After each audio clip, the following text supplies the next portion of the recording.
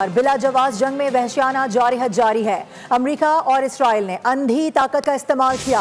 ایران کی تیل تنصیبات پر شدید بمباری کی خوفناک آگ بھڑک اٹھی۔ اسرائیلی فوج نے دعویٰ کیا ہے کہ یہ تنصیبات ایرانی فوج کو توانائی کی فراہمی کا بڑا ذریعہ تھیں۔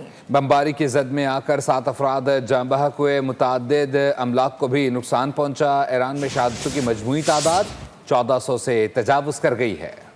اسرائیل کا ایران پر تاریخ کا سب سے بڑا حملہ، ایرانی تیل کے ذخائر و تنصیبات کو نشانہ بنا ڈالا۔ آئل ڈپو پر آگ بھڑک اٹھی، تیل بہنے سے سڑکوں پر بھی آگ کے جنوب میں ریفائنری پر حملہ کیا گیا۔ قریبی گھروں کو بھی شدید نقصان پہنچا۔ جنوبی تہران میں مرکزی ریفائنری کے قریب آئل ڈپو کو نشانہ بنایا گیا۔ شمال مغربی تہران میں بھی آئل ڈپو پر حملہ ہوا، جہاں دور سے آگ کے خوفناک شعلے اور دھواں اٹھتا دکھائی دیا۔ اسرائیلی فوج کے مطابق اس حملے میں ایرانی فوج کے زیر استعمال متعدد فیول اسٹوریج کمپلیکس نشانہ بنے۔ اسرائیلی فوج نے دعویٰ کیا کہ یہ ٹینک فوجی انفراسٹرکچر کی معاونت اور فوجی کو ایندھن فراہم کرنے کے لیے استعمال ہوتے تھے۔ اعلان کیا کہ خطرات کے مکمل خاتمے تک حملے جاری رہیں گے۔